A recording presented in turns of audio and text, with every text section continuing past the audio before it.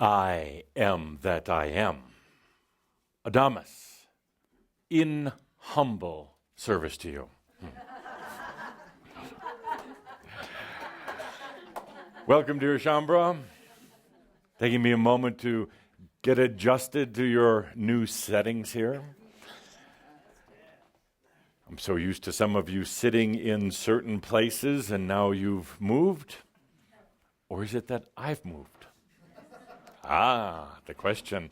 But I do want to thank all of you for creating this new Adamus Theater. Thank you.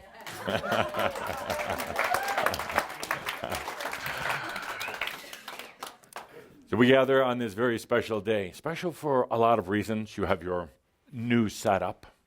Of course, in the Adamus Theater, all of these cameras, everywhere in the ceiling. Yes, filmed at every location. You and me, Pete. Yes. Yeah. Nobody can escape the scrutiny of the camera. So, dear Shambra, a special day. Why? You have a new setup, a new getup. Quite pleasant, actually. Good for Caldra's feet. Good for the viewing. You're between days, as dear Linda Visa mentioned, between Good Friday and Easter, between the whole energy of death and ascension here.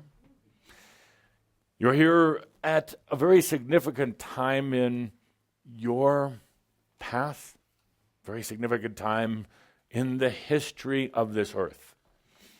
If you just take a deep breath for a moment, imagine the books that are going to be written 20 years from now or 100 about this time. Sometimes you may not even realize what's really happening because you're just holding on tight, hoping that you can keep from being blown away in these winds and storms, hoping you make it through the end of the day when you can open the wine bottle, take a medicinal sip, and relax a bit. And then having a bit of anxiety before you go off to bed. Bed, once a place reserved for sex and dream state. Going to sleep, now a place for more chaos, more tension, more trauma. So you have just a few minutes before you go to sleep at night now to relax. The day is done. You're about to start your next assignment. Off in dream state. Place you used to go to, the lands filled with lollipops and rainbows and all these nice little friendly animals and in-laws that actually liked you. And you go off into a la-la dream state. But now, it is almost tougher than being here.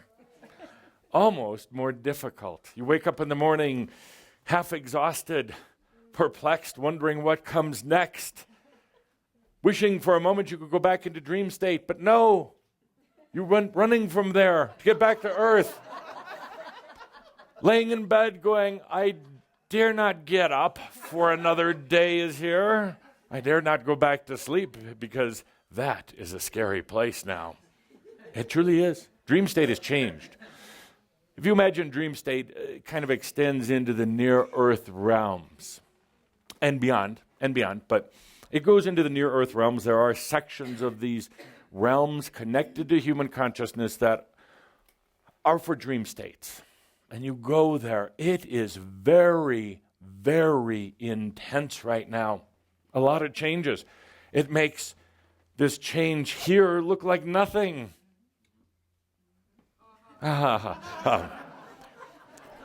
Very intense. This, I would have to say, this space that you've created here is actually one of the true refuges that you have. One of the true places that you can come to and just take a deep breath and you can go to sleep. Not. You can relax, you can laugh. This is a place for laughing and celebration and joy and just stopping for a moment from all that intensity. So I want to start this shout off with some deep breathing. It is intense out there. It is intense in there. It's intense in the dream states. Where do you go? Well, you can come here. You can find that place within, but often that place within is very chaotic as well. Have you noticed? So let's take a few minutes and do some really good deep breathing and relaxing. Here it is safe. It truly is. You only have to deal with me.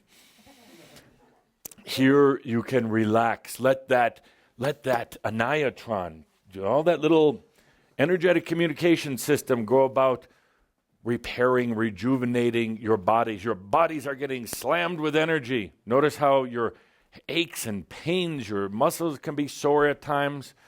Oh yeah. That's because of the intense energy. Remember when I said that this was the year of deliverance? The year of deliverance. A lot of energy coming in from everywhere. Energy is coming in from these solar flares, bigger than ever, meaner than ever. Energy is coming in from the earth, from all the realms. Energy everywhere. It's coming in. You asked for it. Now you're getting it and complaining about it. Let's take a deep breath here in our sacred space, Shambhala Central. Let's take a deep breath. It's intense. And you get so critical of yourself for not being able to handle it. I was having tea the other day with some of the other ascended masters. Yes, we have tea. And cigars. I was having tea the other day. We were talking about when we ascended, hundreds, thousands of years ago, whenever it happened to be. It was actually kind of boring back then. Things moved really slow. Things were very murky back then. Now it's intense. It changes every moment. We were chuckling amongst ourselves. How difficult it is for you. How fun we're having working with you. But saying, we're glad we ascended back when we did. What are you looking at, the TV? You look at me. What is this?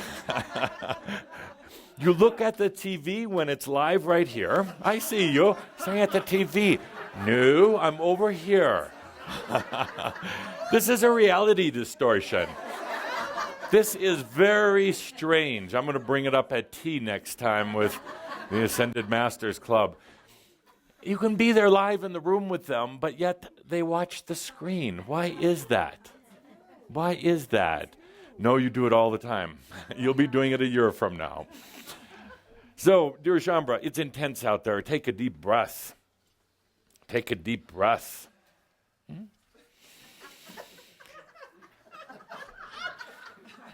And it's going to continue to be intense. It is. It is. You have to be able to laugh at yourself.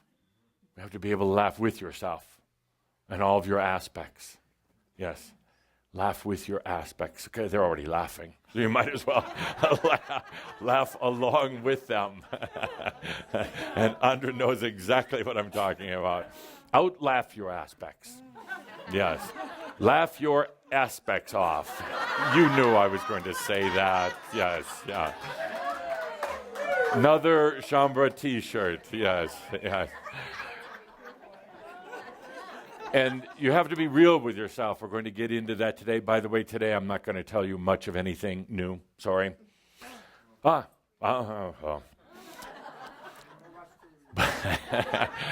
I heard somebody think he never does. So you come here for the food, right? What I'm going to talk about today, though, is some reminders of things we've been talking about for a long time.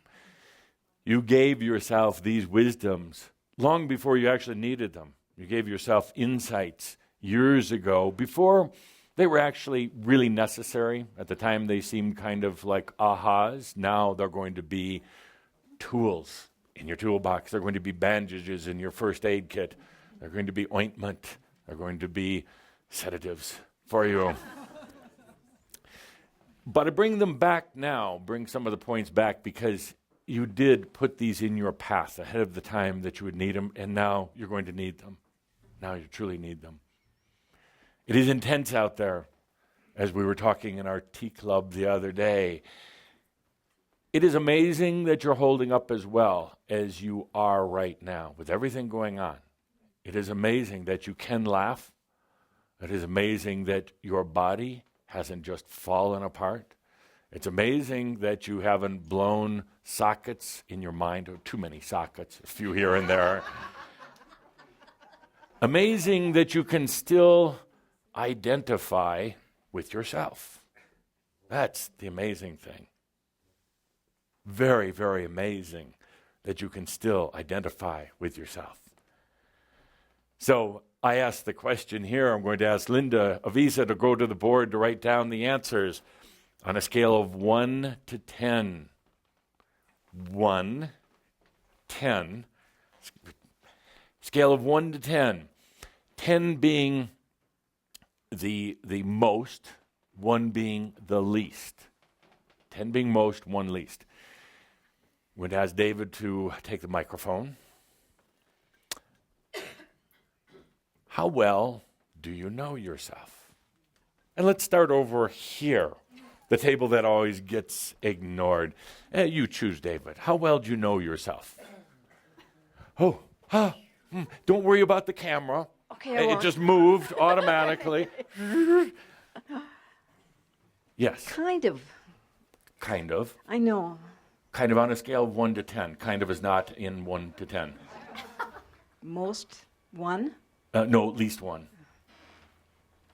At least knowing yourself being 1, most 10. How well do you know yourself? 7. 7? Good. So we have 1, 7. So are we just writing the number 7? Just the number 7. Amazing. Simple. Okay, good. How well do you know yourself? Timothy at the camera. Other camera zooms in on you from all over. They're descending on you. How well do you know yourself, Timothy? 8. 8. Good, good. We got a 7 and an 8. Do you want them up and down or across? If I have to make those kind of decisions, I'm just trying to I'm going accommodate to go you. back for tea. I have no Good problem. question. Write them across, please. Across. Next, let's go straight back here to the gentleman on the floor. You almost missed him. He's on the floor. A 10. Yes, sir. You know yourself 10. Good. Excellent. What's your name? Matt. Matt. Good. Matt. There's nothing else to know about yourself. Well, there's what's still in the You're future. at 10. You're at 10. There's nothing else to know. As here and now, I don't feel now. No? Good. No. Excellent. There's no, in the Adamus Theater, Chambre Theater, there are no wrong answers. Well, actually, there are no right answers. Good. And let's go back over here to Mr. Collins. How well do you know yourself? Good question. I know. It's mine. I'll say maybe a 6.5. 6.5. Good, good. Zeroing in. Let's go to Lucky over here. Lucky. 8. Well, you got to do it for the camera. See the cameras? You see how they move without anybody touching them? 8.5. 8.5. Good. Great. Well, what is it in that other 1.5? I think it's just you're always still learning more about yourself Yeah. from other people's perceptions or your own. And you're just, Yeah. Good. so. Good. So you don't have too much further to go. You're almost there. It's only taken you 1,039 lifetimes to get to 8.5. That's not bad. I'd say we could do this in about another 100 lifetimes. You'll be all the way there. Oh, crap, right? Yes. Speaking of which, Sart. It's got to be a 12. 12.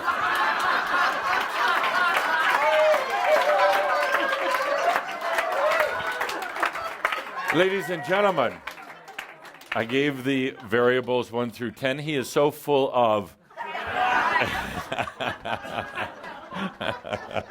Good, thank you for not understanding how to play the game.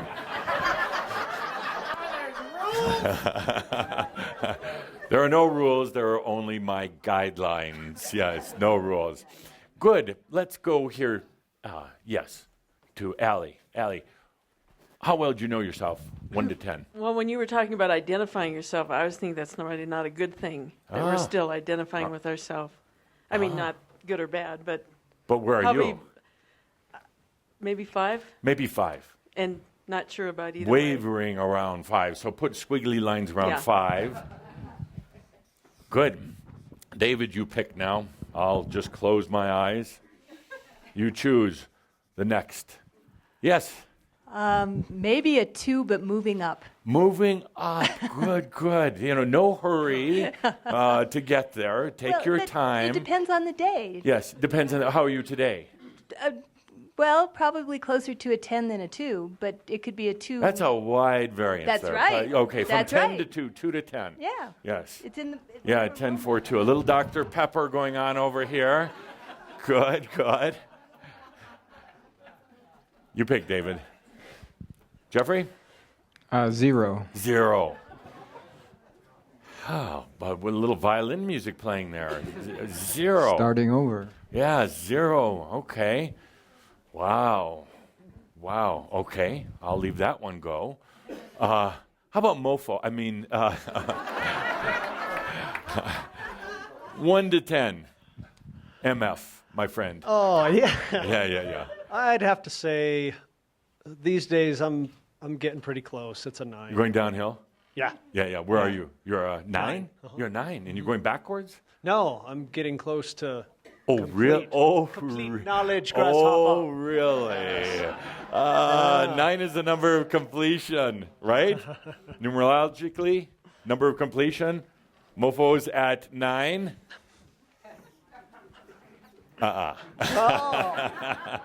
Okay, nice try. I love it. Good, good. And let's do 2 more.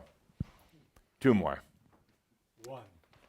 1 for David. Yes. No, 2 more people. Yeah. Kind of confusing him there. Yes. So you're at a 1. Yes. Yeah, 2 more people. So let's do a 1. Oh, we got it. John Kaderka. Quiet 1. Wise 1. Where are you at, sir? 22. 22. One of those master numbers. A master number. He's at 4.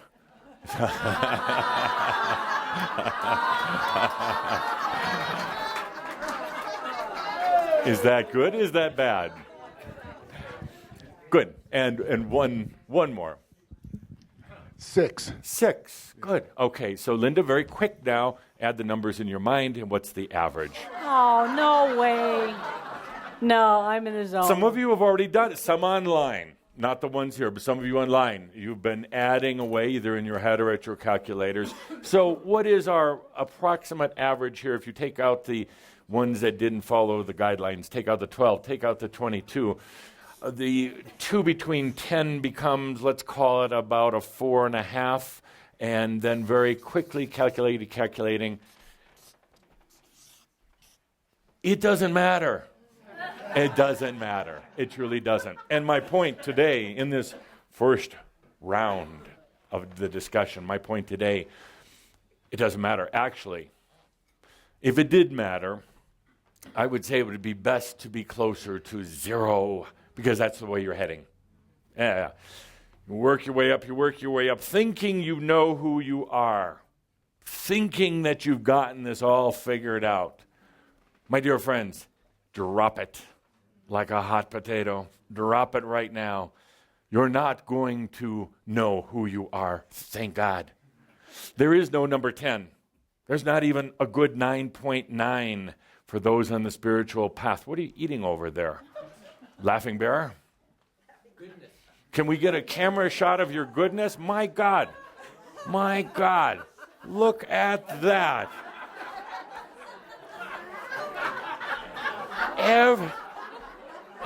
Yeah, right here. Right here, so everybody in the world can see what Laughing Bear is eating. Right during the middle of this sacred He's enjoying lecture. the buffet. Like you didn't just have a break. Would you You're like to some? scare him off. He hasn't been here for a while.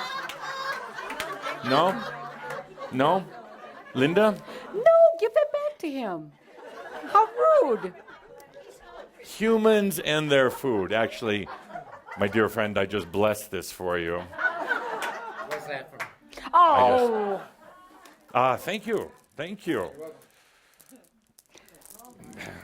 Put it on like it's So laughing, that is heavy. he's rewarding bad behavior. That's nice. Absolutely. Yes. So as I was saying, it's best actually to Interesting. wardrobe adjustment. Yes. Do you need any more help with it? What was smoked in here?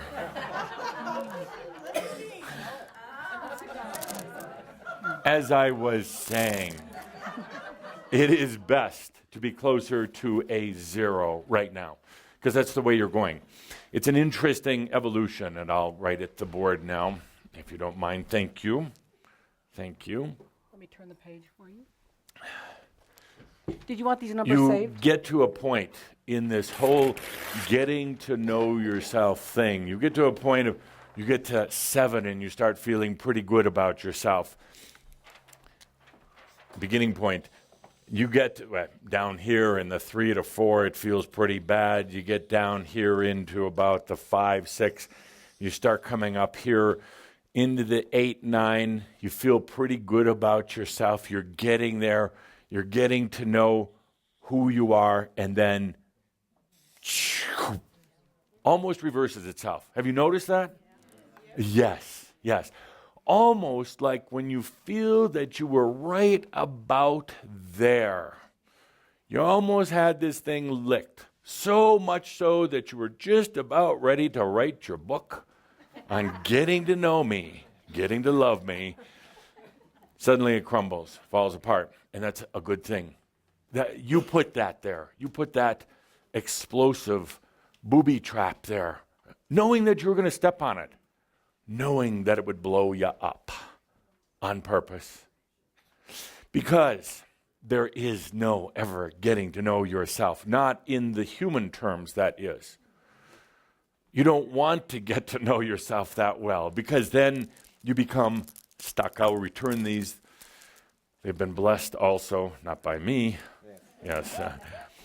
You get to the point where you explode it. You let it go, because you realize that that identity that you think you're getting to know is absolutely false. Absolutely not bad false, just delusional false, illusional false. So you sabotage it in a way. You let it go so that you can truly evolve, so that it's not about getting to know yourself. It's just being the I am. I know it's a little bit of a nuance there, but you let it go, because first of all, you're never going to get to that 10. Get to 9.99999, and then it blows up. So why even try anymore? If you're at that 4.5 or the 8 or the 22, John, why even try? Let it go. It's a game that can't be won and really shouldn't be won. It's a game that requires a tremendous amount of energy, and the prize at the end is really the discovery, only the discovery, that getting to know yourself was an illusion. An illusion. Suddenly, for many of those who think that they have really gotten to know themselves, they discover, as Andra knows, that they've gotten to know one aspect. And then there are 2 more aspects, 10 more, 100 more that they have to get to know. And they're caught in this type of maze. They're caught in this strange world of illusions. And it's very easy to get lost while you're in that strange world of illusions. So here we are at a point where you can say it's not even important anymore. It's really not. It's really not. There's no need to even search for it. It is just about being the I am every day. Not having to search for it, but knowing that it's here. It's getting to just be in experience rather than search. That's all. Funny thing is, when you get to that point, then you really start getting to know yourself. But not yourself, the human self, yourself, the God, the I am. So let's take a deep breath with that. It's a small difference, but it's an important difference. Small difference in getting to know yourself and just, you could say, being yourself. So, let go of all the energy that you've been focusing on. That's not even important. Next, let's talk about what's happening right now. And by the way, Caldra has asked for time for questions at the end, so we will allow some time. So start thinking now of all those good questions that you're going to ask. We'll allow time. I didn't hear any applause. Matter of fact, I felt fear. Linda may just take the microphone into the audience later for volunteer questions. So, all right, next, what's happening? We're in April, early April of 2012, the year of deliverance of grand energies. Also grand change. No wonder that somebody came up with the bright idea of even changing this room. And while it might seem small on a worldly scale, actually, it is quite significant because you've changed the energy for those who come on a regular basis. Something different in here. Something going on in here. Some of you are liking it. Some of you, I've heard, some of you, even though you say, oh yes, it's very nice, you're thinking, I want to go back to the old way. I got used to the old way. I got comfortable. I knew where to sit. I knew who was sitting around me. I knew where to look. I knew where that damn camera was. So there is a certain level of discomfort with that change. Well, this is a year of tremendous changes, deliverance of energies at an unprecedented rate. Unprecedented. It's interesting to observe what's happening on a global basis right now. As these energies are coming in from all places, everywhere, people are trying to cope with it or understand it. They're trying to define it. Actually, I don't like when people try to over-define it because then it gets mental. It's just a simple matter of a lot of energies causing a lot of change, all as a result of humanity raising their hand and saying, we're ready. It's that simple. These energies are coming in right now, and they're being internalized by people in general, by individuals in general. They're being internalized. People are trying to understand and I'm not talking about just Shaumbra, I'm talking about everyone. They're trying to understand what's going on. Why do things feel different? They're trying to justify it or understand it up here. They're trying to say, well, it's because this and this changed. They're generally way off track. Just an increased amount of energy. If you were a light bulb used to 110 volts coming in at you to light you up, and suddenly there was 130, you're going to feel a little different. And you're going to wonder what's going on. Why can't I seem to handle this the way, but I sure am bright, but will I burn out? Suddenly it goes up to 220 and then 440 and higher, and it's freaking people out. A lot of them will try to avoid it. They'll try to deflect it. They'll try to pretend it's not there. So what do? They go back to old ways. They say, whatever's happening isn't working, so I'm going to go back to what used to work. You tend to do that. When you get in a little trouble, say, I'm just going to go back to what worked last year or 10 years ago because I knew that worked. Well, take a moment, look back. It really wasn't working that well back then either. You handled it. You got through it. You learned from it, and more than anything, you experienced with it. So right now, in general, these energies are coming in, and I would say if they're hitting anything, if they're landing on anything within a person, it's their mind. It's their mind. It's why you see an epidemic of people taking antidepressants and these other medications. Just drink wine. You don't need all of that. In moderation. What's moderation, Elizabeth? Every day. That's moderated. Anytime the sun is shining. Very moderate. So it's landing in their minds, driving them crazy. Then from the mind it goes into the body, because the body has been trained to follow the mind. Then they start having some physical ailments and things going wrong with their bodies. But actually, for most people, most humans, this tremendous amount of energy coming in is actually lighting up their aspects. So they're trying to avoid all of this. They're pretending it's not there. The aspects are going, look at all that energy. Look at all that potential for chaos. Look at all that potential for creating some sort of mass confusion. Look at all that potential for getting the attention that we always wanted to get. So the aspects are busy. Anybody dealing in aspectology should be doing a land office business right now. People lined up at the doors, but you see the aspects aren't going to make their way there, and the human doesn't know what's going on. True. So you have this incredible internalization coming in at the mind, coming at the aspect level. People wondering what's going on. Getting a little bizarre right now, getting a little extreme. So what happens next? You're all good prophets here. Yes.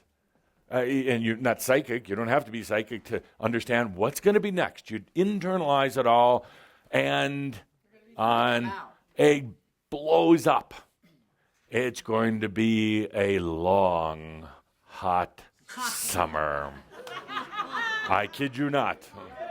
Yeah. And it's going to be a crazy summer in a lot of ways.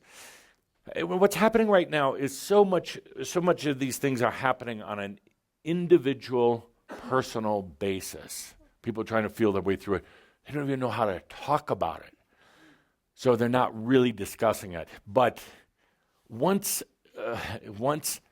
a few start blowing up, and once a few organizations start designing themselves into this energy, in other words, they start coming up with the answers, the way. Oh, my dear friends, I'm going to pause here for a moment to opinionate. I don't do that very often.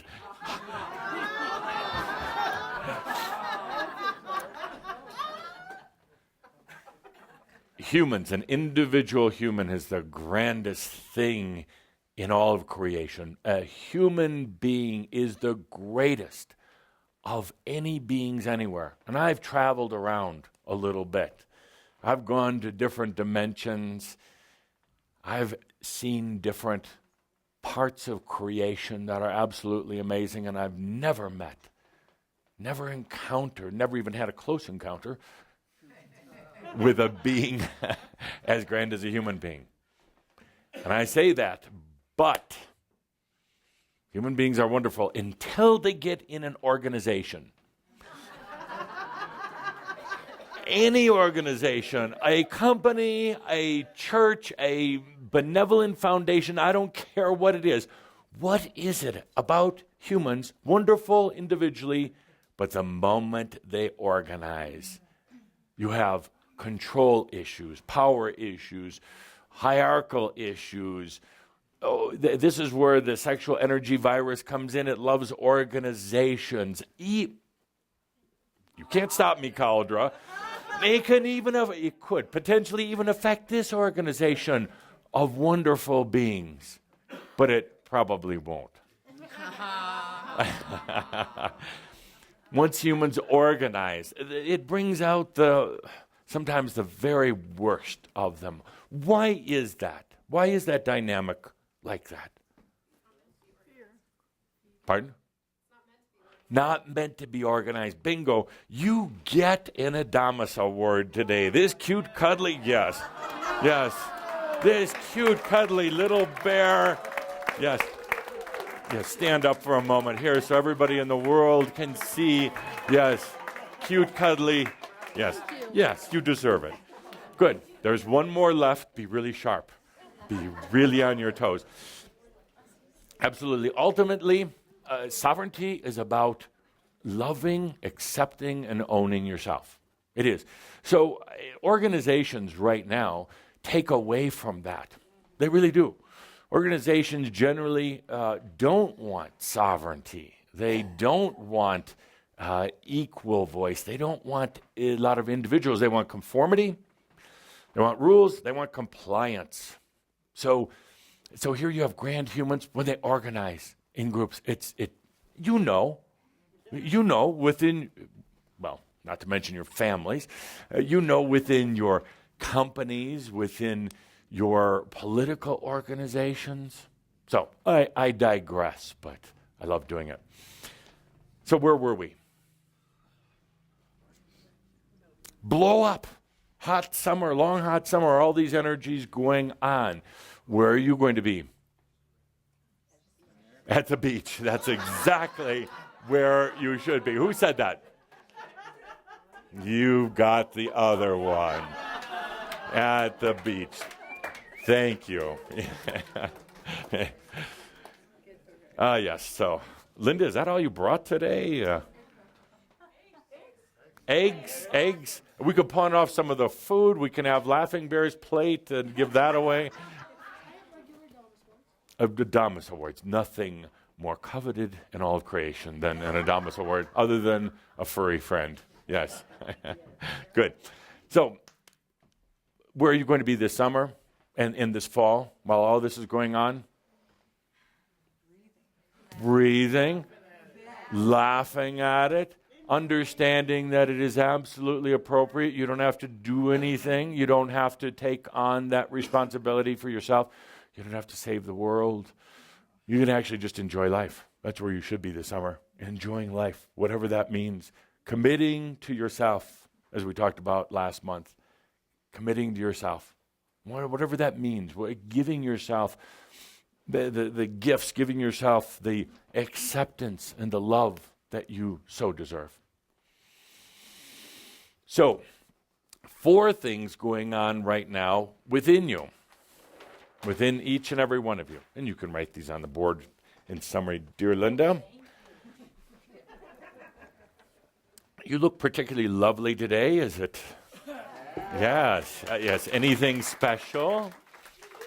No, I just bled on the jacket. Oh, well, good. Little martyrdom before the meeting begins is good. You know, day after Good Friday, what do you expect? 4 issues. 4 issues going on right now within you. Things you should be aware of, things that you're probably going to go, aha, I knew that. I told you you already knew what I'm going to tell you, but you just didn't realize it. 4 things going on. First, and this is a big one. It may take a little while to realize how big this really is. But before I get into that, let me say, you all understand that your DNA is being remade, reconstructed. You're under construction. You're redoing your energy anchors. You know, how you hold yourself in reality, how you make yourself be able to stand, to think, to remember, to go through the motions. You're redoing all those.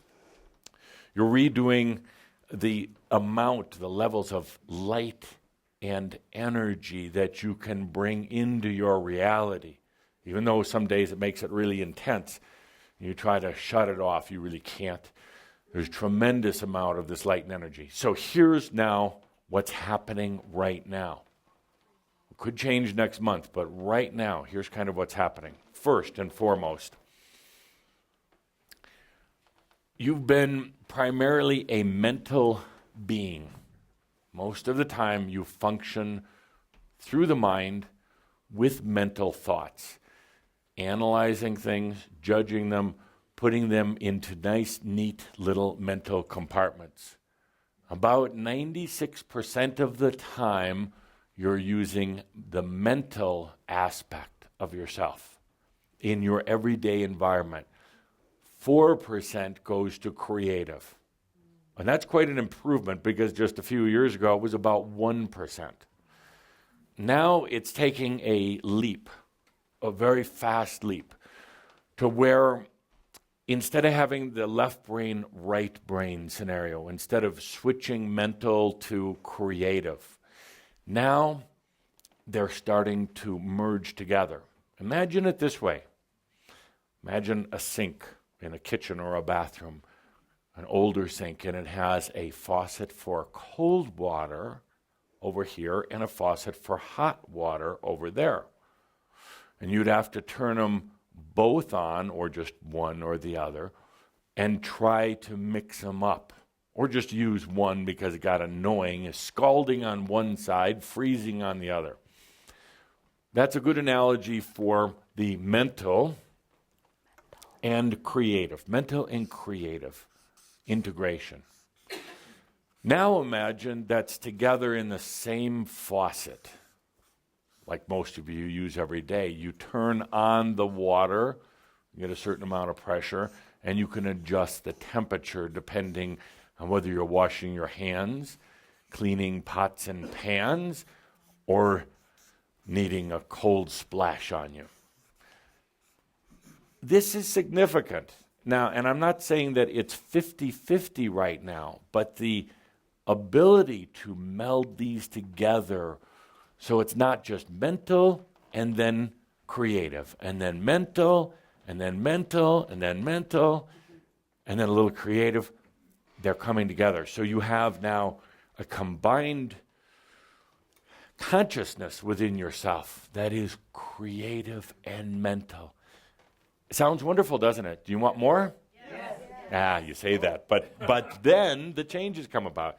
Then suddenly you're saying to yourself, why doesn't it work like it used to? Cold faucet, hot faucet, now a single faucet.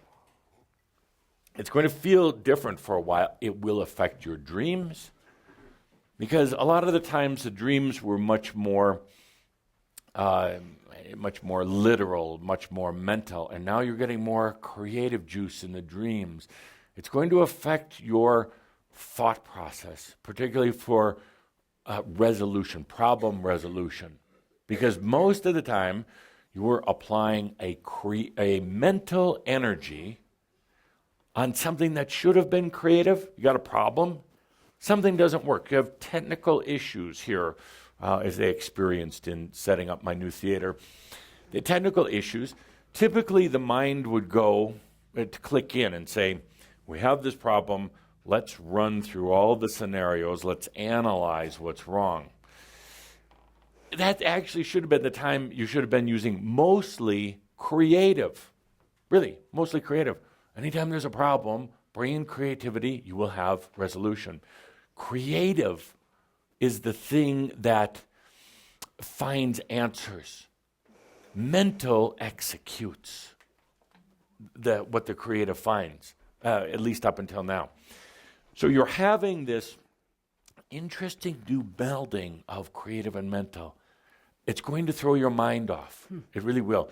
It will change the way that you handle life problems, situations at work, figuring out your taxes.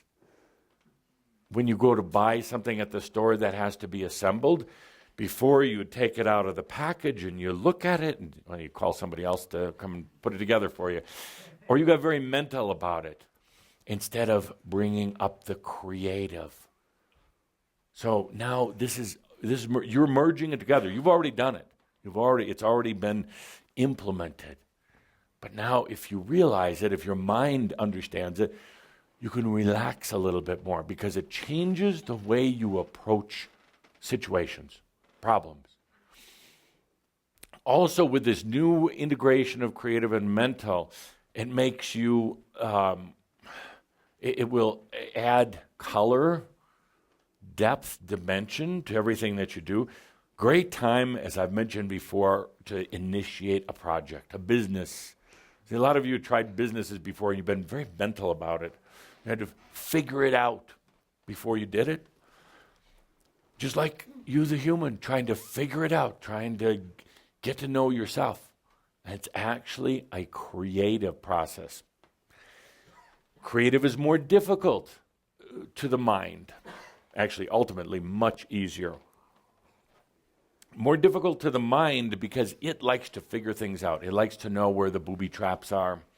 It likes to know what the various scenarios are. That's the mind at work, trying to figure it out. And that's why most of you haven't done those things that are really your passion, because you tried to figure it out in advance. You tried to think it out.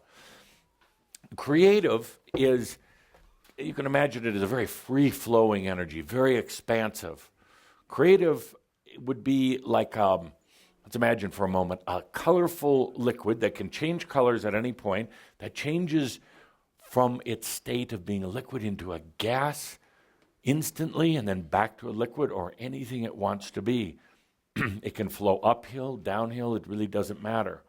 Whereas the mental is very linear, very defined, serves a great purpose. Wonderful purpose. It keeps you here, for one thing.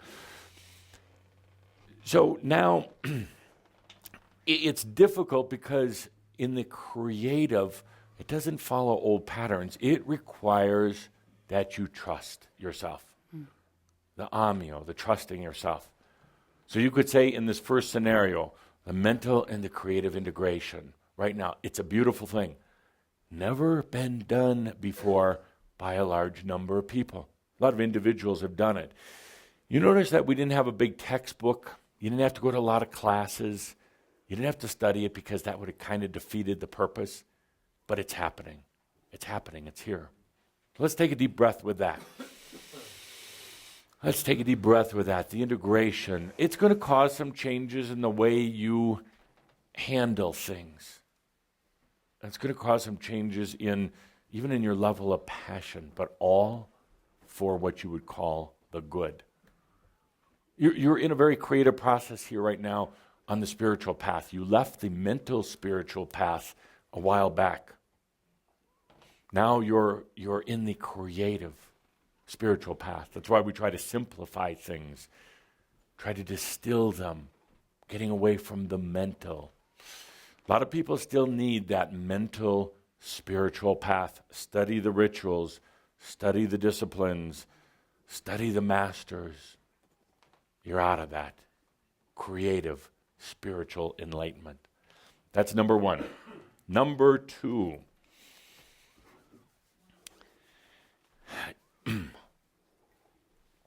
A big part of the self that you've been trying to get to know over the years, a big part of that self was your emotional self. Your emotional self. And right now, it is dissolving. It is disintegrating. It is falling apart. Good? Good, yes. Yes, absolutely. What's happening is, particularly as the creative mental merge, there is not really room at the inn anymore for the emotional self, the little bratty child. Yeah, that little thing, it's actually a big thing that would call out and interrupt you so often that, the emotion comes from the mind. Absolutely, 100% mental. It's the mind's bad imitation of real soul feelings. So the mind made this up. It was kind of jealous that it didn't have real feelings. So it made up emotions. They're immature. They're unrealistic. They're demanding. They're selfish without being self-full. The emotions could never get enough. They were energy feeders. They fed off of the real you. They fed off of other people. That caused little tantrums. It caused anger. It caused you to look at things from very immature eyes. So right now, the emotional self is disintegrating. Would you come up here and do that?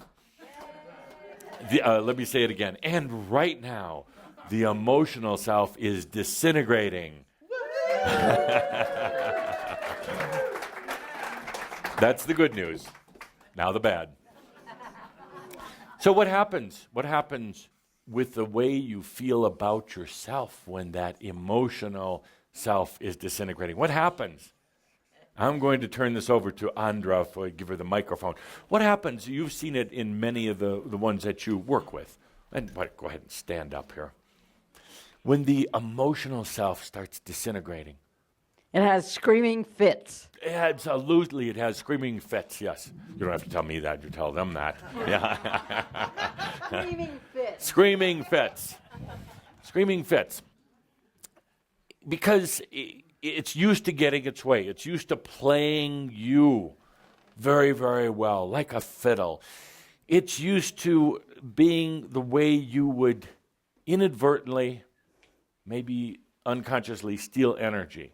That's the way that a lot of times you even felt alive when that little emotional brat came out and started commanding and demanding, overriding the spiritual you. It's shriveling away right now. It has no place. And of course, as that happens, it's going to scream out. It's going to give you fits of anger, fits of weird little things that have emotions that you thought you had controlled a long time ago, jealousy, others having more. It's going to have a little way of screaming out about, why am I not getting more money, more attention? How come they didn't say something nice about me? Weird little things. And part of you is thinking, well, that's so weird. Why am I thinking that? I thought I was beyond that. Well, right now, that emotional self is rebelling. It's kind of like, thank you, it's kind of like the bad witch in Wizard of Oz when the water was thrown on her, screaming, help. Come on up here and do that. It's kind of like the bad witch in the Wizard of Oz screaming out, I'm melting. Thank you. You do it so much better. Would you like to channel up here someday? And so yes, she said yes. You all heard it. Camera saw it. The camera's looking at you right now. Watch it wave and wink at you.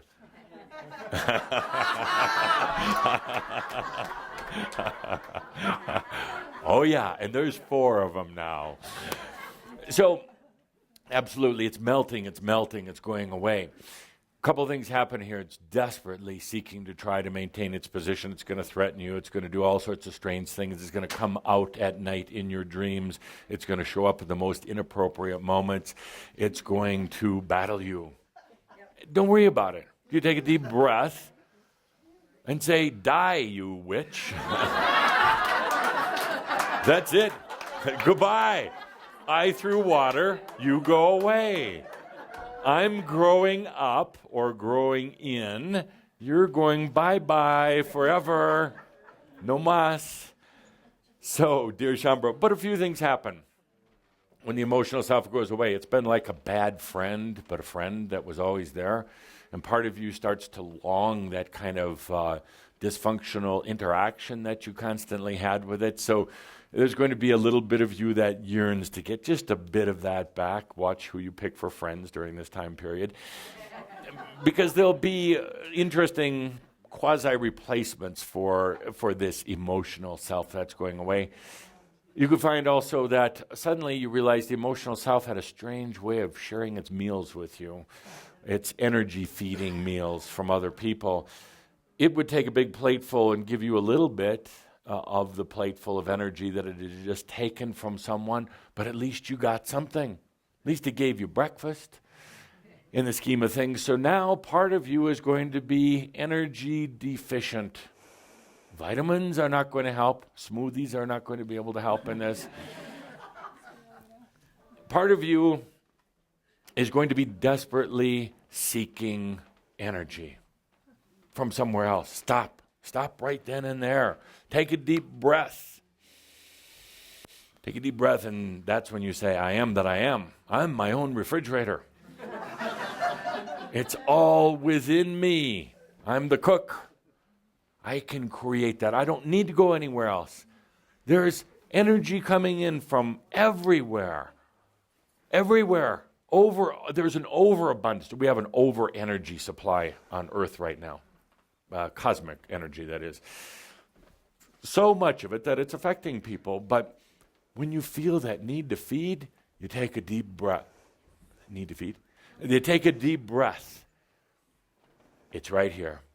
It's right here. And it's coming in from free sources, cosmos, your divine, every part of you. So you take a deep breath and feel it.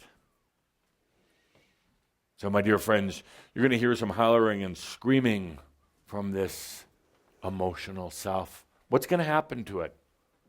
What's going to happen to it? Because I know some of you are really concerned that you're doing it harm. You want to nurture it. You want to bring it back. You say, I'm so sorry for being such a spiritual schmuck. I'm sorry that I was trying to get rid of you. What's happening? It's going to transmute, right? Transmute. Absolutely. It's all it's going to do. It's been trapped in little baby. It's been trapped in immature teenager. And now it's going to transmute into I am. I am. So let's take a deep breath for that. Another factor, an important factor, number 3, time. And you already know this. Time is really, first of all, time is essentially an illusion. It's a real illusion. Time tends to be mental. So as the creative and the mental are merging, the concept of time, which you are deeply anchored into. What time is it, Bonnie? Good. She said, I have to look. I'm glad she didn't know off the top of her head. The concept of time changes. And you start to realize how flexible it actually is. You start to realize that it's an energetic tool. But you also start realizing how much of a prison it's been for you. As time shifts, you will realize that it can go backwards and forwards and sideways. And as fun as that sounds, to be able to go back in time, and I'm not talking about linear time, I'm talking about experiential time. There's a bit of a difference. I'll explain. So linear time is your clock. Linear time calculated on the movements of the sun and the stars and all the rest of that. It's how most people base their days. Experiential time is a sequence of events that have taken place, the wisdom that has been gained from those experiences, and the evolution or the unveiling of the next set of grand potentials. That's my definition of time, outside of the watch that you wear. You suddenly start realizing that time is very malleable. You can go back in time, not to 1823 type of time, although you probably could, but you don't want to. It wasn't a very good year. But you can go back through experiential time. You can go back through the sequence of events and the perception of those events, the wisdom that was distilled from those events. You can go back any time. And when you do, you realize you'll have an interesting revelation that you say, well, this is strange. This is like all brand new, even though I've gone back in time. It feels like it's the future. Because in a strange way, it kind of is. Let me explain. As you expand your consciousness, and that's sometimes words are so limited, Don't think of expansion as, would you hold that, Swill? My pleasure. Don't think of expansion as going like this. Outer expansion, in a very strange way, is actually like this. Now the mind says, well, no, that's collapsing. No, it's distilling. So when you expand your consciousness, you're actually clarifying it, simplifying it, distilling it. So when you go back in time, experiential time, which you can do any time that you want, suddenly you realize this is brand new. You're going to say, I thought Adamus said we could go back in time. I'm in the future. Are you really? Is this room really new today? Ha. You can go back and be that experience that was suddenly changes everything about it so that it seems new. It's not what it was before. Why? Because you're visiting it now with new consciousness, with a new set of eyes. All of a complex way of distracting you for a moment to say that time is changing. Experiential time, but it will also affect your linear clock time. That's a good thing. Is it? What are the downfalls? Always needing to ask somebody what time it is, yes. What are the, get a watch, what are the challenges when you're released from the restrictions of time? You're always late for appointments, yes. You're always early for appointments, yes. What happens is you feel very unsettled about things. You've been used to calculating your movements, your mental processes throughout the day based on time. Even your hunger in the morning, your tiredness in the afternoon, your relaxing at night, whatever it happens to be, we're all set forth in this whole scheme of time.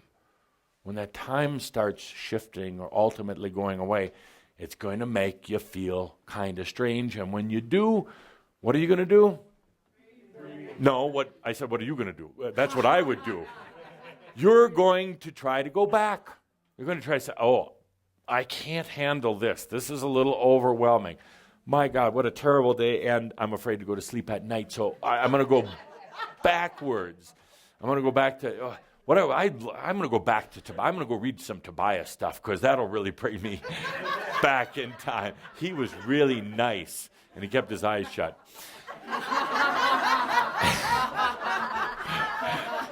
What is number 3? Oh, 3 is time. 3 Time. is time.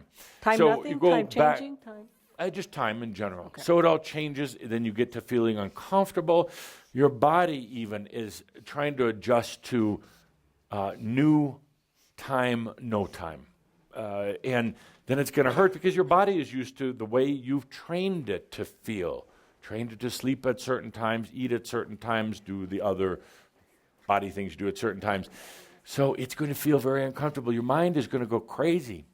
Your mind is going to go crazy, especially for Virgos, because it's not going to be so predictable anymore. It's not going to be so predictable. What do? Yes, you take a deep breath. You take a deep breath. That's where you trust yourself. That's where you let yourself be grounded but expansive, where you let yourself distill it down to the basics, where you stop asking, what's wrong with me, what's wrong with me? First of all, when you ask what's wrong with me, which so many of you do, maybe not those exact words, but different terminology, what's wrong with me? Unfortunately, you're going to get the answer. You're going to get a long list from all the aspects, from the universe, from everywhere. Oh, she wants to know what's wrong with her. We'll tell her. Don't ask that question anymore. So we say, I am that I am. Buzz off. I am that I am. Don't ask that old question anymore. And don't ask, who am I? Oh my, that's such a bad question to ask. So the fourth element of energetic things that you're going through. Yes, Laughing Bear. Can I use that as a bumper sticker on him that I am buzz off? Yeah, I'd be a little cautious about where you drove after that. Don't go to Boulder. And don't go to Texas. Absolutely. That's all yours. That's all yours. And thank you for asking. So the fourth quality of things that you're going through right now, and stick with me on this one. You got this new stage up here. Beautiful. Yes. Very expensive. Very expensive. All of this didn't come free. So step up. Empty your pockets out before you leave today. Caldra would have loved to have said that, but I could. I'm not kidding. So anyway, dear Shambro, you got this great new stage. And this is one, it's called perception, dimension. I'm the other. I'm walking back and forth here, and I'm what am I doing today, dear Linda? Pontificating. Pontificating, am I? Provoking? No, that was a Provoking maybe. Stimulating. Distracting. Oh. Now that is my gift. I'm a great distractor. Yes, indeed, yes. And I distract because sometimes we just need it. Sometimes to get out of that mental energy, a little distraction. While I'm distracting, the true energies that you call for then can come in. Because otherwise, you're thinking about them too much and they're kind of blocked. But a little distraction, you get an injection of yourself. What a great thing. So, we got the stage up there. Beautiful stage. You want to see me go multi-dimensional? Yes. Right in front of your eyes? Yes. Put one of those cameras right on me.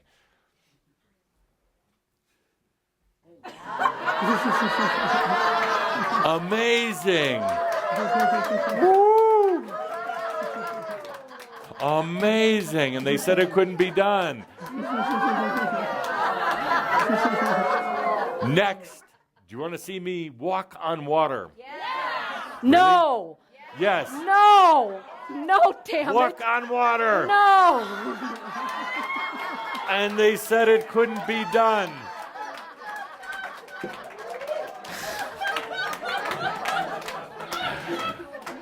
Thank you. I told you no. A distraction, a temporary distraction, a little infusion of yourself. Any other tricks up my sleeve? $100 bills in your pocket. So what's happening is there's the stage, there's me. And it's interesting that that's what you perceive, but often separate. You're watching my movements through Caldra, generally unaware of the stage. You're focused on just that thing. Interesting, while I'm up here talking, there are also many other stages right all around. The stages of life, stages of where you go to play out your experiences, dream stages, and they're really right here. And it's not just me moving around up here. There's some friends with me today that are moving around. The point is that you're going to go multi-stage. In other words, you're going to start perceiving the different tiers and different levels of reality around you. It's not going to be singular.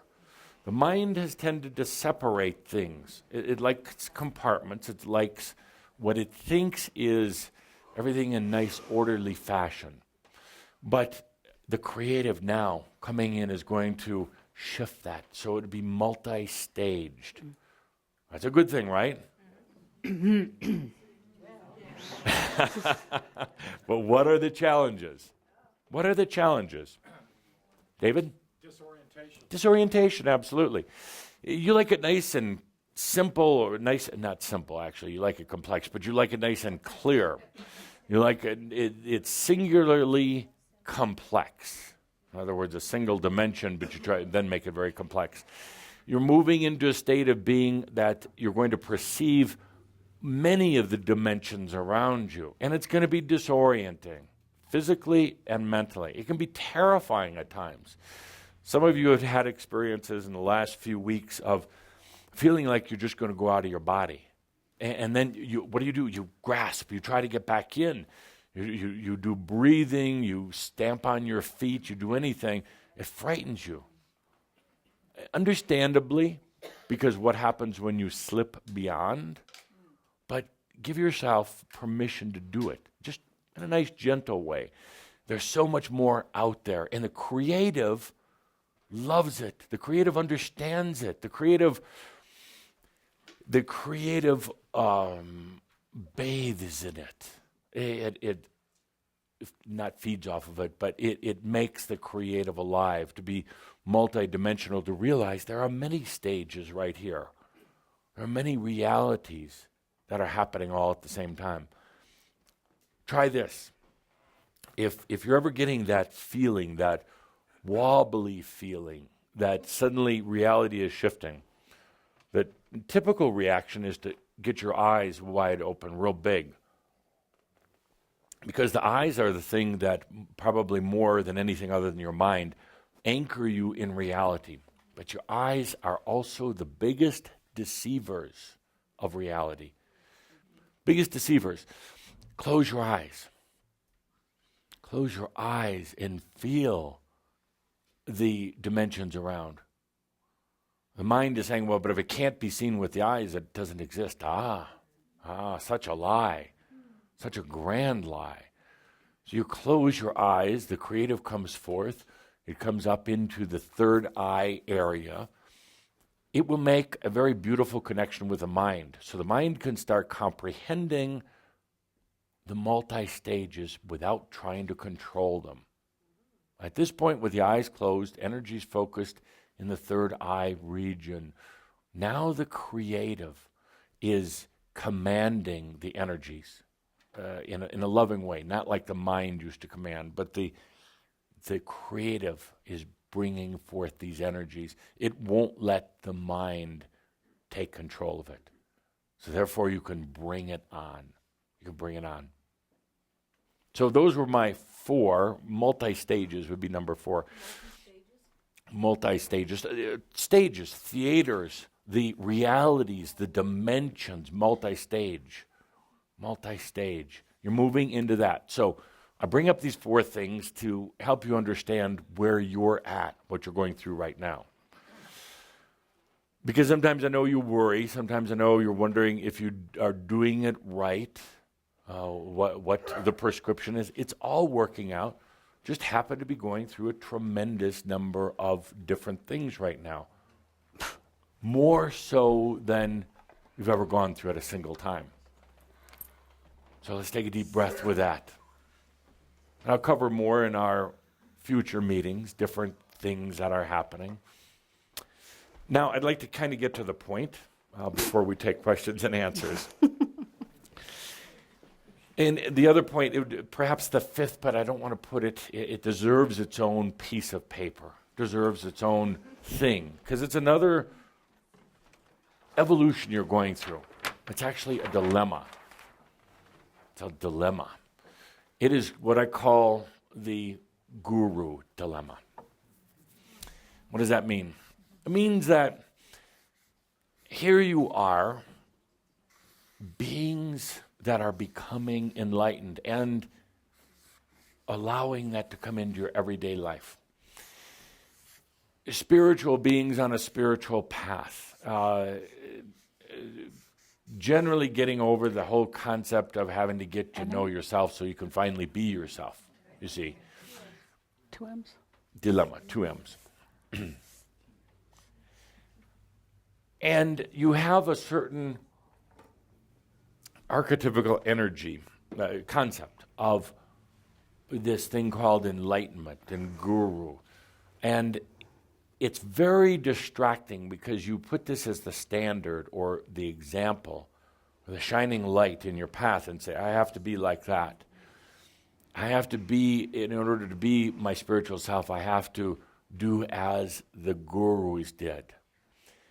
Just like we talked about before, letting your dismantling this whole concept of getting to know yourself. It's also time to dismantle the whole concept of the guru that you're aspiring to be. Let me give you a few examples. And as I do, think of what your guru dilemma has been. What did you think in the human mind that you had to be like? Because I'll tell you right now, it's not really what you need to be like. Yeshua, Jesus, since we're right in the middle of his celebration, just think of the energy of Jesus for a moment. The ones that the ones that you were taught when you were younger. Calm, peaceful, healing,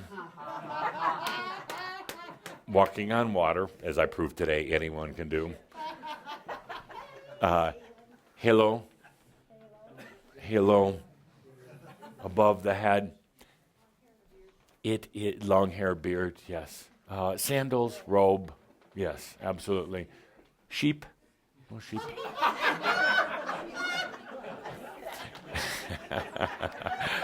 My dear friends, as humorous as it might be, this is the image that you had. Now, the real Yeshua, the most impatient human I had ever met. Absolutely, totally impatient, had no patience for stupidity, for rules, hated organizations, didn't like time, didn't like dawdlers. Why? Because underneath, even though he was not a soul being, he brought in so many of the aspects or the energies of you. And impatience, let's get on with this. He was known to brawl. Boo, punch, right in the face, down on the ground, brawling. This isn't in the Bible, is it? It wouldn't do them very good, they thought, to put this in. He liked to eat a lot. He got a little pudgy later on. He got a little thing going. He was known to cuss and swear. There were a lot of people that were afraid of him. He was a rebel, a revolutionary, and he was intolerant. A loving being, totally compassionate, but absolutely impatient. It's not the nice portrait picture that you have of him, but this is what many aspire to be. I have to be, what would Jesus say? Jesus would say, get the fuck out of my way.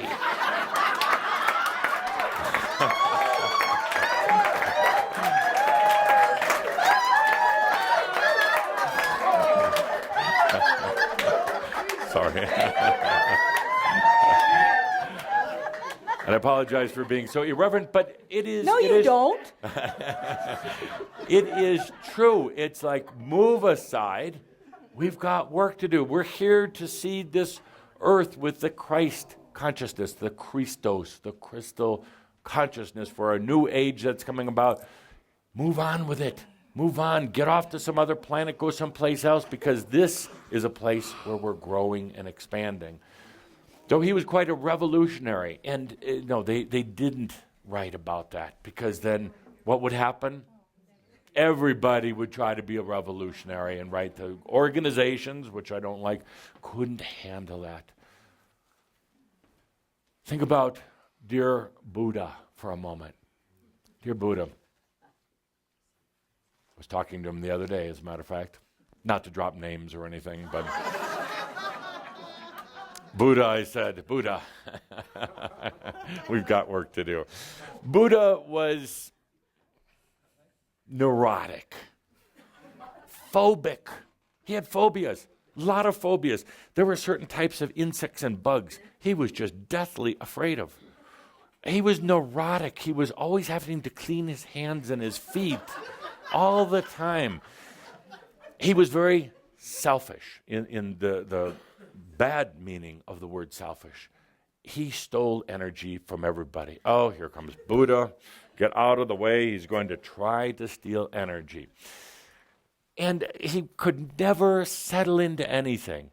And he had chosen a nice rich family to be born into. He couldn't settle into that. He had demons going after him all the time. He was perhaps what you call multiple personality, flipping back and forth, as a lot of the neurotic people do. 1 minute holy man, next minute total jerk. A total, and he would be offended if there were certain things you were wearing or certain odors coming from your body. So he was very difficult to get along with. Later on, he chilled. He relaxed a little bit. He had this neurotic obsession for enlightenment and just starved himself to death to get it. Actually, he starved because he was phobic about a lot of foods. He just wouldn't eat them. If anybody even looked at a food that he was going to eat, he couldn't eat it. So he was, and finally he relaxed. He gave up trying to find himself, trying to get to know himself. He relaxed. That's when he started eating, he gained some weight, and he finally had the enlightenment that he had always wanted. He melded with himself. So, Guru, is that the picture that was painted? Is that what you see when you go to the sacred temples? No, you see the very peaceful Buddha. But he wasn't. And not that this next one is an ascended master, but he's an interesting study. Steve Jobs.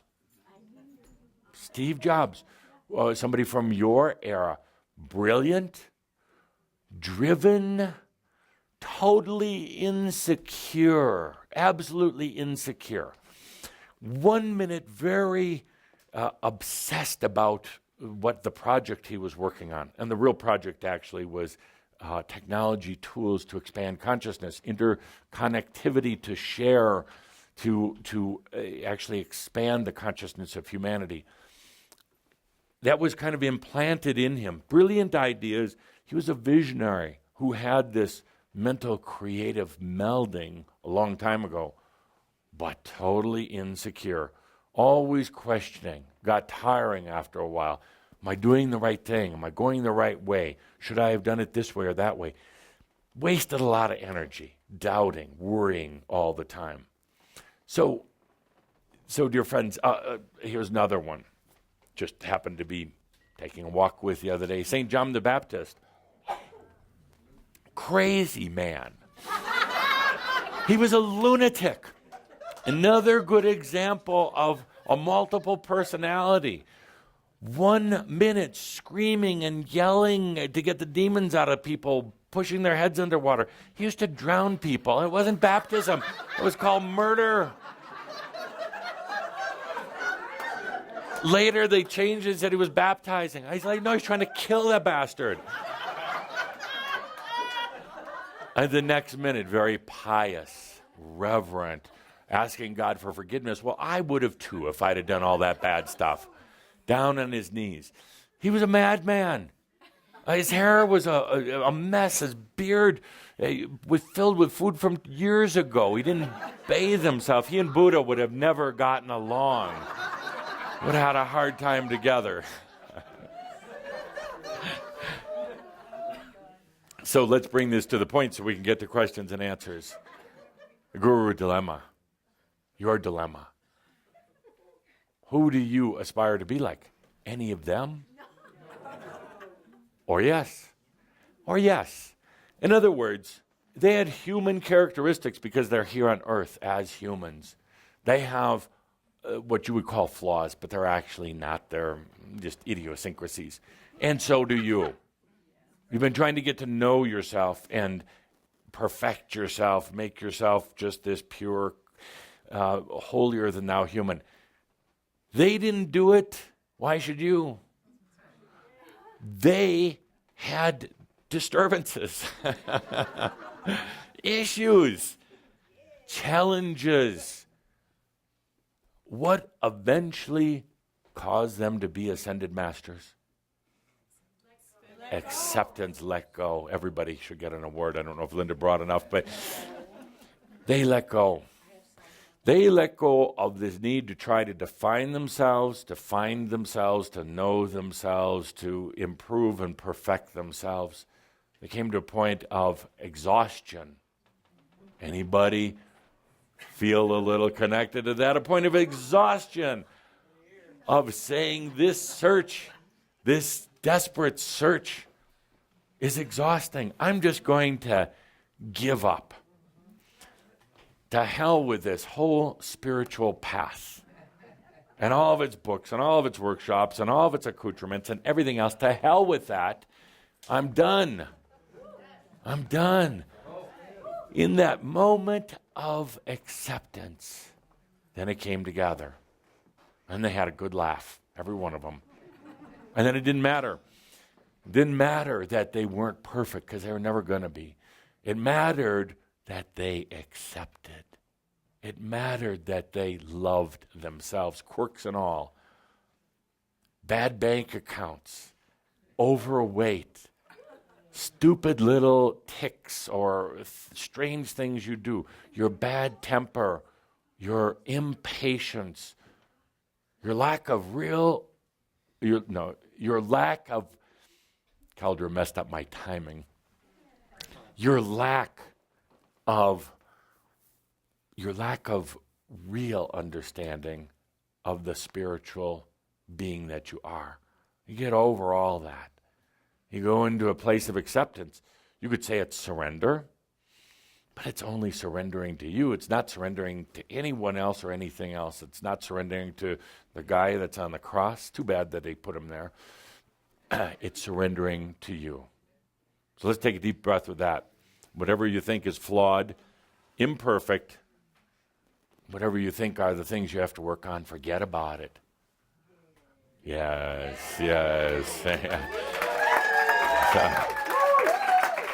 And then suddenly you're just being. You're not trying to perfect anything. You're not trying to find yourself. Now you're just being. In that, the creative energies that we talked about earlier rush in now. Good. This person's no longer just trying to figure it out. They're just doing it. The creative energies rush in. The mind can slow down. The need to try to make things right or perfect or in some sort of delusional ideals of old gurus goes out the window. And that's when you can sit here today and say, I am the master. I don't care what they say. I am the master. I am the master. It's that simple. That simple. But then the mind jumps in, and it will by the time you leave this parking lot saying, well, if you're the master, then you can walk on water also. Piece of cake. Piece of cake.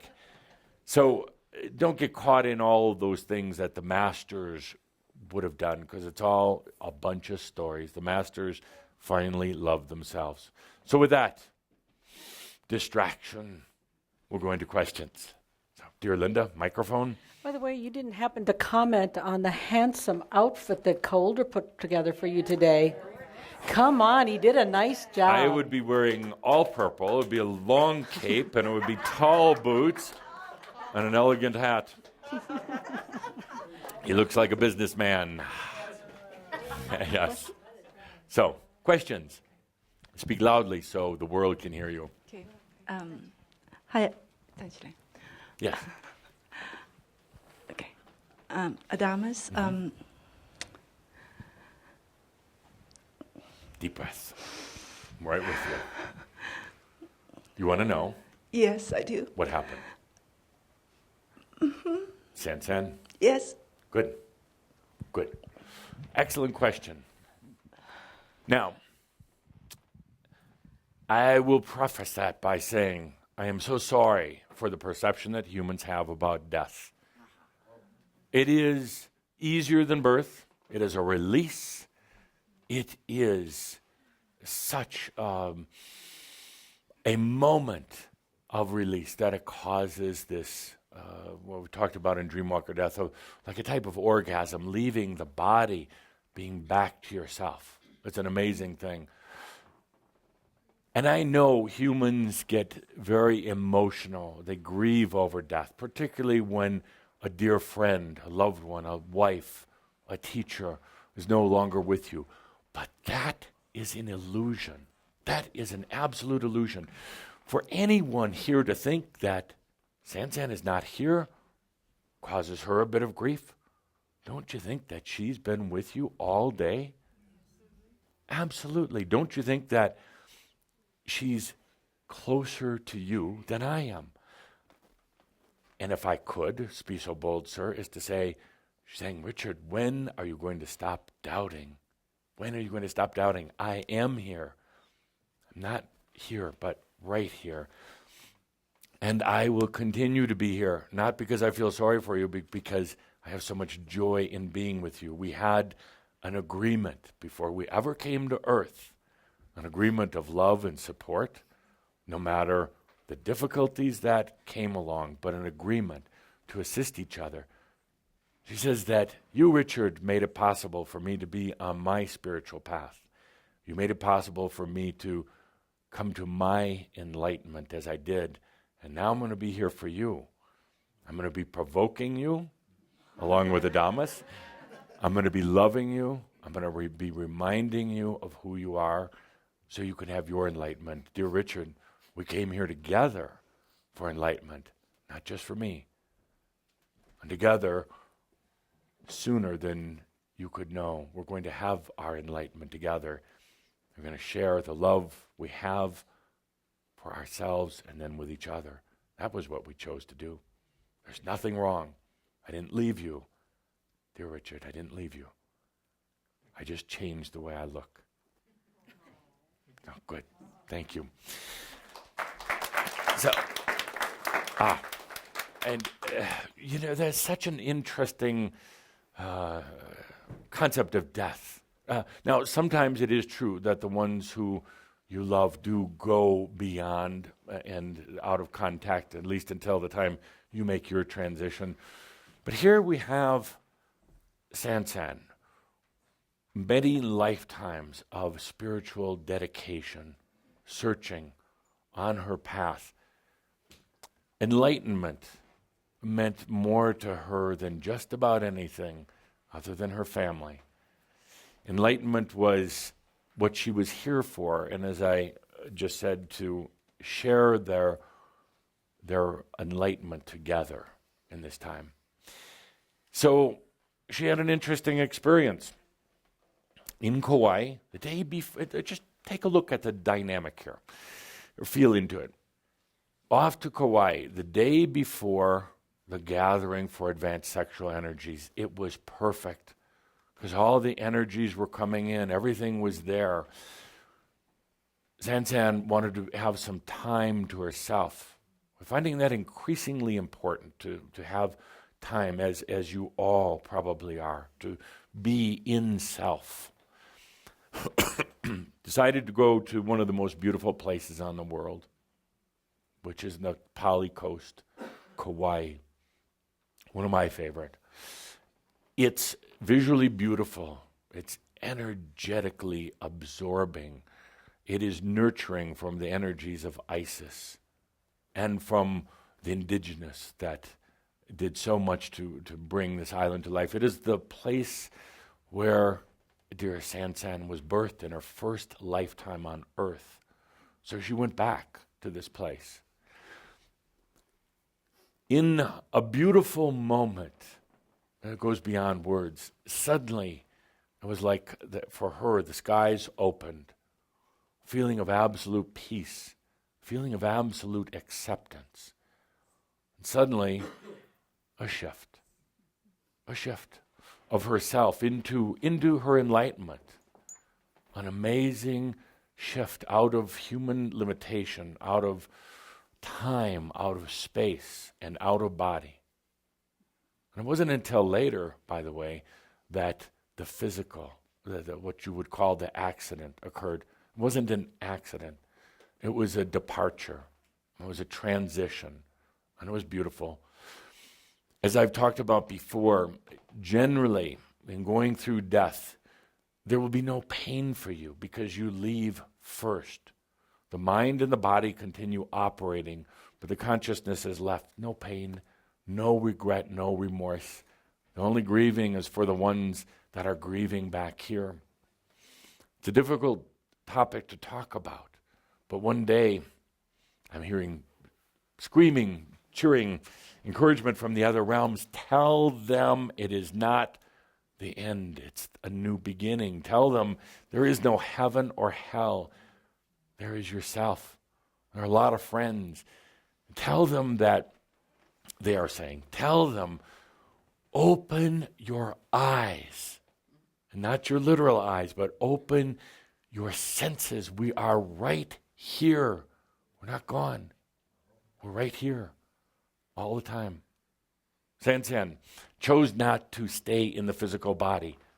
And that's going to be a challenge for many of you when you come to your enlightenment. Enlightenment happens in the simplest moment, not when you plan it, not when you even think you've earned it. It just happens because you allow it. You're going to come to a moment in that enlightenment. Do I stay in the physical body or not? Now, I know if we took a poll here right now, most every one of you would say, stay in the physical body. Because there's a lot of things you have to do. Because no matter what you say, you're still afraid of death, as beautiful as it is. I have to almost laugh. Here, being this close in your reality, it's wonderful, but it's rather harsh. Very dense, very harsh, very limited. On the other side, you imagine anything you want, but it's like a fantasy garden if you've let a lot of your issues go, as most of you had. It's splendid. So you come to that moment in enlightenment, which seems like an eternity of time. It happens in a second, but it seems like an eternity. You come to that moment, and it's very difficult to say, I'm going to stay in the physical body, because it is harsh. It hurts, and there's aches and pains. And you could say it's not real. It's the illusion. When you return to the other side, you realize so much more about the real self. You're going to come to that moment, every one of you. Should I stay or should I leave? There's no right or wrong answer. There's the difficulty of the ones you leave behind. Your children, spouses, and yes, even your pets. So what are you going to do? Only you can answer that question. Only you can answer that. Sansan came here. You've been supporting her for a long time in her journey. Now she comes to support you. So thank you.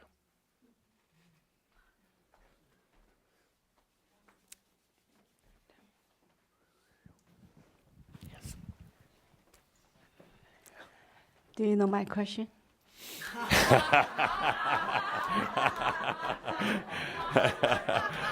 John Edwards. Go ahead and let everybody know your question. We always go out together, Yes. go out. So she asked me before, you want to go to this trail? Yeah. It's wonderful. It's like it's like no man has been. I said, I would love to go, but I already, decided to go to Taiwan. Yeah. So I couldn't go. Yeah. I always feel that if I go with her, it will not happen. No, you wouldn't have gone with her. It just wasn't going to happen. In other words, your human mind says, I should have, you feel guilty. Why? Why you feel blessed that you were part of her experience. And even if you had forced yourself to go and said, if you had an intuitive feeling that something was going to happen and you made yourself go, something would have happened where you couldn't go on that final leg. Why? Because it's what Sansan chose. It's what she wanted. So you can't take that burden on, any of you. You can't do the what ifs, I should have. There was something else at play here, and that was her divine self. A friend of yours, a dear friend of all of yours, a wife of yours, has their enlightenment. Has their enlightenment. That's what happened. Got what she's always wanted, is at total peace with it. Total peace. And she's really on my shoulder right now, only asking, please, please, please let them know how grand it is. Let them know now as a master, that she can come back energetically anytime. Anytime. She's going to show up as a bird, a dog. She's going to show up as a breeze in the wind. She can come back at any time. But now she's here really to support you. Not support like you need anything, but she's going to be standing by you. You've both been on this long path of enlightenment, believe it or not, and you've been there for her. Now she's going to be here for you. Good. Thank you.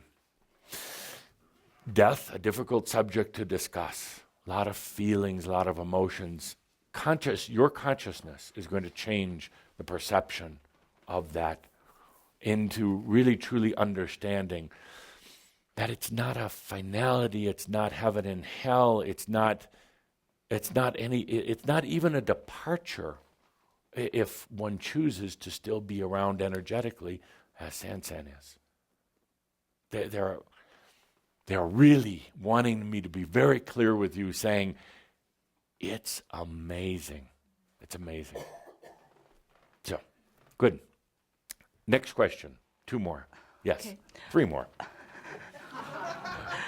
I know all this, you know, Yes. and I can feel her presence. I know all this, and I Do you can. trust yourself when you feel her presence? Yes, I do. Good. I know she's here. Good. She's. And okay, what is she saying? Or thinking or feeling? Right now, at this moment, she said that she's fine. Yeah. Yeah. Yeah. And I know all this, just that my mind needs to know this. Yes. Yes. Your eyes want to see her. Your hands want to touch her. But it's really your heart that should feel her. Yes. Yeah. No, my question is that, Yeah.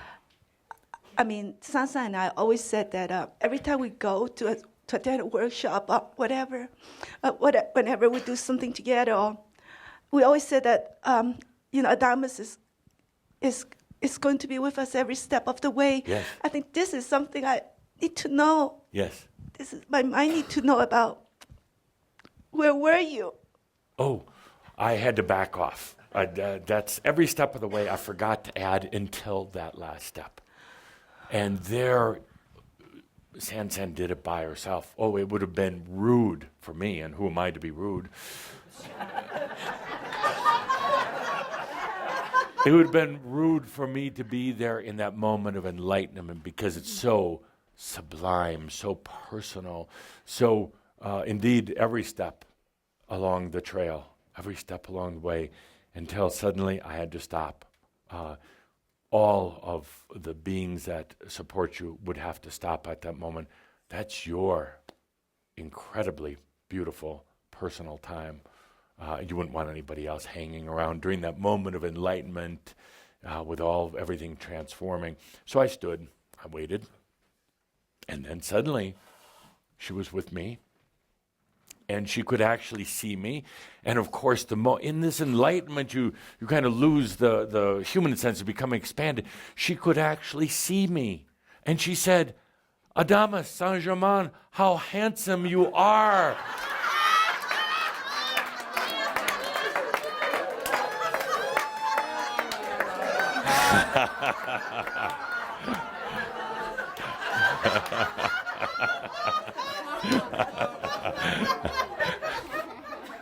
Strange but true.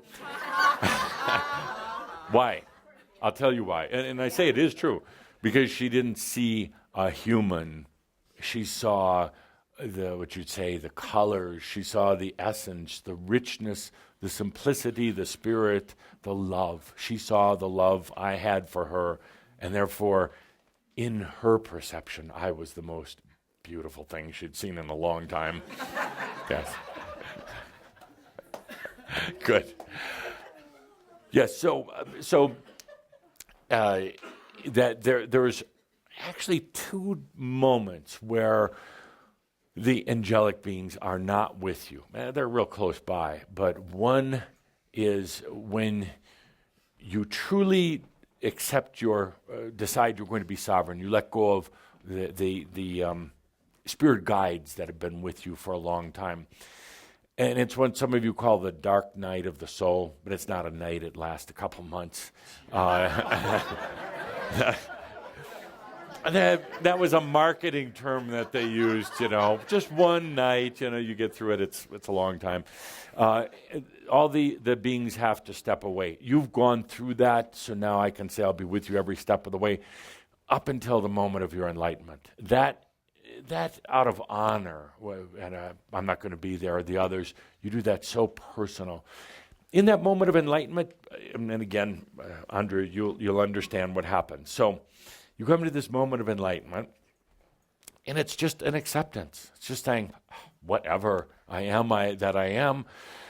Suddenly, all the aspects come back in. It's a time of very personal integration. They all fly back in. They're so happy that you finally love yourself that they come back home. They come streaming back in. So we kind of get out of the way, let the aspects come back in so that we don't get sucked in along with them. We do it so that it can be the marriage or the union of you back into yourself. So nothing wrong there, nothing wrong. It would have been totally disrespectful and a lack of compassion for me to stop Sansan. First of all, I couldn't. She's stronger than me. But I couldn't have stopped her. I wouldn't have wanted to stop her. This was her choice, her journey. She has work to do now, wonderful work to do. But that's what she chose. Last question. This is not really a question. Yes. But just something I want to share with you. And about 2 days ago, I did an oil painting of Sansan. Yes. And it's just absolutely beautiful Yes. and absolutely peaceful. And because it's oil, it's not dry, so I didn't bring that. But it just, later on, I'll share the picture and then I will give to Rachel. But when you look at the painting, you can just know it for sure. Yes. Thank you. Good. And she's asking if you would please take a digital photograph of it and share it with others, even perhaps on some of these websites, Crimson Circle website. They would love to see that. Yeah. And that painting is just absolutely beautiful, and also is kind of purple red, so it's kind of crimson color. So it was just absolutely beautiful. excellent. Well, and to the painting as a way to.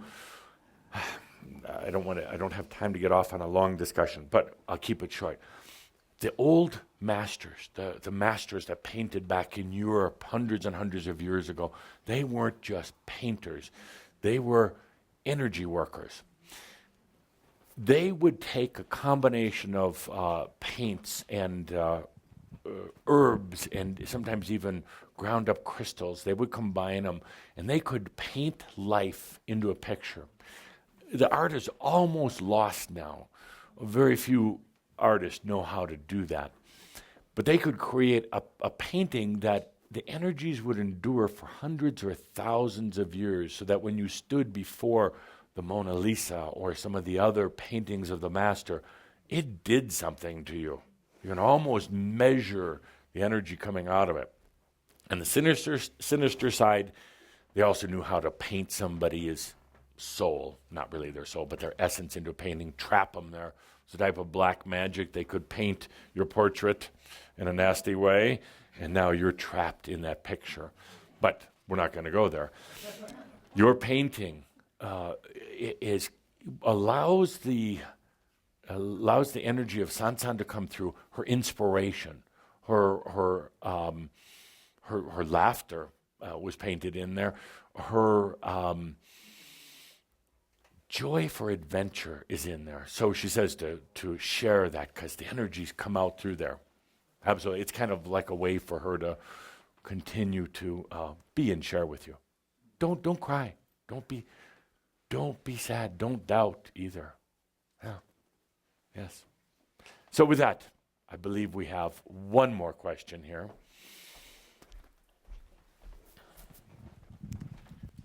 I don't understand. Yes. Good. Let's just leave it at that. Thank you. Thank you. Finally, I don't Great way to understand. sum up the day. I don't understand, and that's a good place to be. Yes. What would you like to understand? I didn't know Sansan, Yes. but I feel her. Yes. And Well, indeed. I mean, she's like right here, dancing around. Yes. She's playing with people's hair over here. Yeah. I don't know why I have to share this, but for some reason she's kind of interested today in people's cosmetics for some reason. She wants to make everybody up. Go ahead. She went on a journey to Kauai Yes. to be at the sexual energy school. Yes. And she invited her friend to go on a journey, on a walk. And she went on the walk. Did she know weeks before that she was going to transition? Good I question. mean, I want to know for me, because Yes. it's like, do I know a couple of weeks beforehand? Do you want to? I plan it now? No, you don't. But it was an accident. It wasn't like a long-term illness. No. And it just happened. Yes. Yes and no. Now, it depends. Are you coming from a human perspective, the human mind saying, now, if the human mind knew what was going to go on, it would have never happened. The human mind would have tried to block it. There was the spirit, the real, the essence of Sansan, really understood that, let me put it this way. Did she know the particular date, time, location? No, absolutely not. Did she know the experience was coming her way? Absolutely. There's something, an inner knowingness here, not a knowingness up here. And we're going to work on that in the next couple of months, of getting those a little closer together. But there was an inner knowingness that it was time. That it not time to depart, but time to become, actually. An inner knowingness that, this journey, I'm trying to keep this simple here. In our schools, we talk about that line right there. Can you get that line right there on the carpet? Okay, right there. Then we talk, you're at this line, all of you. You're standing there and you're thinking about it. And we go into great detail, actually, as we did in Kauai, with why aren't you taking that step? Why aren't you? Fear. I want to be here. I want to be in this physical. Who said that you couldn't be? I am. So you cross the line, and a lot of things happen. It's the line of enlightenment. It is a breath and a choice, that's all. But, my dear friends, you're all standing here, waiting for somebody like Sansan to cross, waiting for somebody like her to reassure you. It's amazing. It's wonderful. But you're standing here. Enlightenment, I don't know. What's on the other side? Enlightenment. What's going to happen to me? It doesn't matter. What am I going to do? Enlighten things. We have tea with the masters. Cool. So, my dear friends, the only thing that mattered to Sansan is she had made that choice. It doesn't matter. It's enlightenment. What happens next doesn't matter. And if you ever are worried, because 5 is all I want, 5 for enlightenment, 5, 10, 100, 1,000, it doesn't matter. But that's why we're working together. You're here at the threshold, and I'm saying, why aren't you crossing? Why aren't we? You have to answer that. Why aren't you? Why aren't you? This is going to lead to a lot of, you did, but you didn't experience it yet. That's the weird thing. Go back to the point number 3 or 4 today, time. You did, but now it's about experiencing. So remember, when you're laying there in bed at night, First of all, Sansan would be happy to come and talk to you. When you're laying there wondering about that step, what's going to happen, and the fear comes in, well, I'm not sure if I'm ready, and all these other things, stop and take a deep breath. And remember that all is well in all of creation. Au revoir until our next meeting at the doorway of your ascension. Thank you.